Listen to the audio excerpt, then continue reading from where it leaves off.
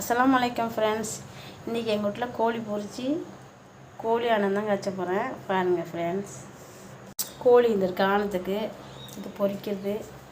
இந்த மசாலா வந்து கொத்தமல்லி தூள், இது குழம்புத்தூள், இது மட்டன் மசாலா, ஜீரகத்தூள், மிளகுத்தூள், மஞ்சத்தூள், இது இஞ்சி பூண்டு பேஸ்ட்டு. இந்த ஜாமான்லாம் அரைஞ்சி வச்சுருக்கேன் ஃப்ரெண்ட்ஸ். எண்ணெய் ஊற்றுறேன் ஃப்ரெண்ட்ஸ். இது பட்டை, கிராம்பு, ஏலக்காய், வெங்காயம் ஃபஸ்ட்டு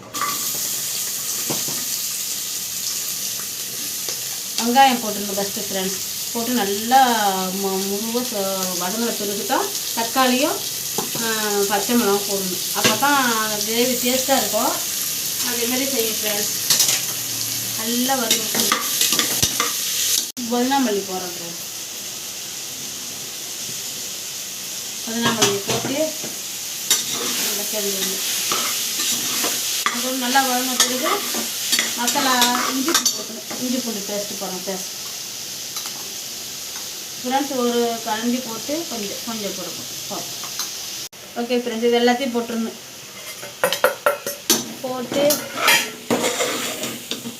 நல்லா சுருள் அப்படி வதக்கணும் பிறகு தான் கோழி கொஞ்சம் பச்சை வாசம் போகணும். இந்த இஞ்சி இதெல்லாம் போட்டிருக்கோம்ல, மிளகுத்தூள், ஜீரகத்தூள், கொத்தமல்லி தூள் எல்லாத்தையும் அப்படி கொஞ்சம் வாசம் போன பிறகு தான் போட்டால் தான் ஆனம் டேஸ்ட்டாக இருக்கும். கோழி ஆனம் கொஞ்சம் ஆனமாக தான் வைக்க தண்ணி கொஞ்சம் சுத்தமாக. பாருங்கள் ஃப்ரெண்ட்ஸ், எல்லா மசாலா போட்டு நல்லா வதங்கி சுருண்டு வந்த பிறகு தான் கோழியை போடணும் ஃப்ரெண்ட்ஸ்.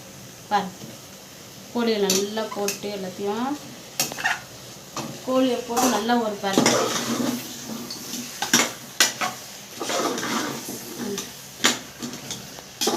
கோழி பொரிச்சிக்கிட்டு இருக்கேன். பிள்ளைக்கு சாப்பாடு கொடுக்கணுன்ட்டு ஃபஸ்ட்டு பொரிச்சு கொடுத்து விட்ருலான்ட்டு கொஞ்சம். அதோட ஆனை ரெடி ஆகிடுச்சு ஃப்ரெண்ட்ஸ். ரெடியாகி இப்போ எல்லாம் கரெக்டாக வந்த பிறகு வந்து தேங்காய் பால் எடுத்து வச்சுருக்கேன் பாருங்கள். ஒரு தேங்காய் குழம்பா, கொட்டை குழம்பா, அதை வந்து இப்படி ஊற்றிடணும் ஃப்ரெண்ட்ஸ். ஊற்றி கலக்கி விட்டுருணும். கலக்கி விட்டு ஒரு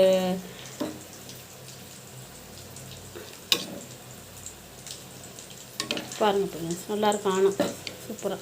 இந்த கோழி வெந்துக்கிட்டு இருக்குது. பிள்ளைக்கு சாப்பாடை கொடுத்து விட்டு வேண்டியதான். அதுக்காக தான் ஃப்ரெண்ட்ஸ். பிடிச்சிருந்தால் லைக் பண்ணுங்கள், ஷேர் பண்ணுங்கள், கமெண்ட் பண்ணுங்கள், சப்ஸ்கிரைப் பண்ணுங்கள் ஃப்ரெண்ட்ஸ். அஸ்ஸலாமு அலைக்கும்.